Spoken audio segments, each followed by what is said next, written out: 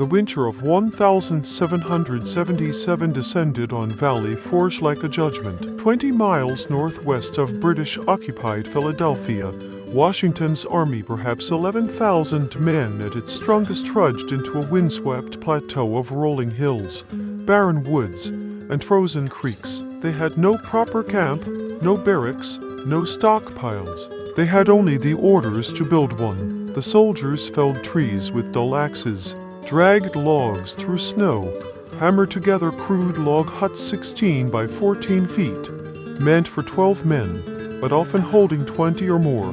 Roofs leaked, chimneys smoked them blind, floors were dirt, windows were rags or oiled paper if they were lucky. By Christmas, many huts still stood half-finished. Men slept on bare ground or on straw crawling with vermin. Blankets were so scarce that soldiers shared them in shifts, one man shivering while another tried to sleep. Shoes had long since worn through. Feet were wrapped in rags or scraps of hide. Frostbite blackened toes. Gangrene set in. Surgeons sawed limbs without anesthesia, the screams echoing through the camp. Hunger was constant. Rations, when they arrived at all, were a few ounces of flour, a scrap of salted pork on green, or nothing. Men boiled their shoe leather, gnawed on belts, roasted acorns, hunted stray dogs when they could catch them. Typhus, dysentery, pneumonia swept through the huts like scythes. By spring, more than 2,500 men had died not in battle, but of cold, starvation, and disease. The army that had fought at Brandywine and Germantown was being quietly erased by winter itself. Yet something remarkable happened amid the suffering. The men did not dissolve into a mob. They did not desert in droves, though thousands did slip away. They endured. They drilled. They built. They waited.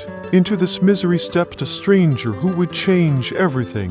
Friedrich Wilhelm von Steuben arrived in February 1778, sent by Franklin from Paris. He was a Prussian officer of noble birth, a veteran of Frederick the Great's campaigns, fluent in no English, but carrying impeccable credentials and boundless confidence. He claimed the rank of lieutenant general.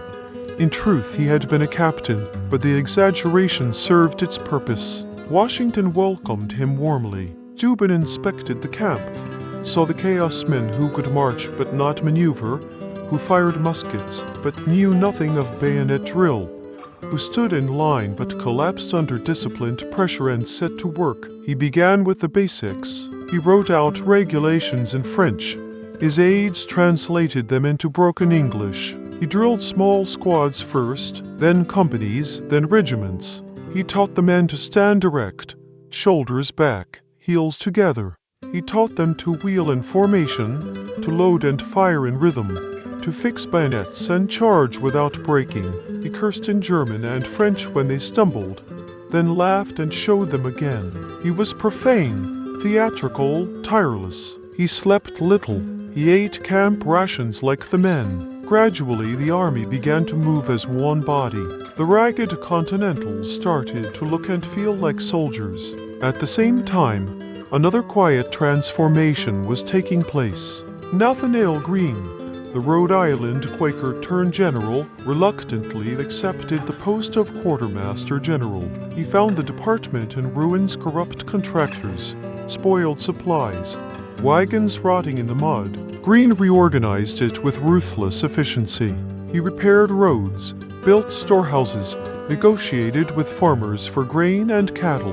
Slowly the flow of food and clothing improved. Not enough to end the suffering, but enough to keep the army alive. Congress, meanwhile, was in Philadelphia, now evacuated by the British in June 1778, trying to hold the nation together.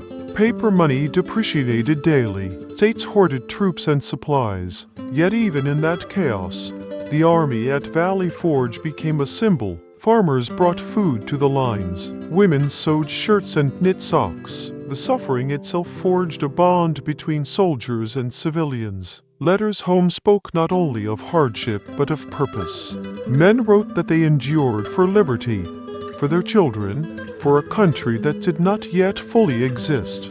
The Conway cabal, the shadowy intrigue, to replace Washington with Gates collapsed under its own weight. Letters surfaced, accusations flew, reputations crumbled.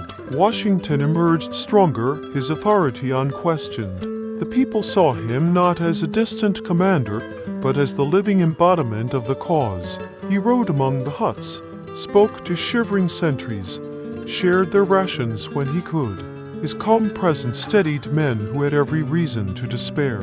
By spring the army that staggered into Valley Forge was gone. In its place stood a force that could march in step, fire by volley, maneuver under fire, charge with bayonets fixed. They were still ragged, still hungry, still unpaid, but they were no longer amateurs. They were professionals forged in the crucible of the hardest winter any American army would ever face. On June 18, 1778, the British evacuated Philadelphia. Clinton marched his army across New Jersey toward New York. Washington followed, shadowing them. On June 28, at Monmouth Courthouse, the two forces collided in searing heat.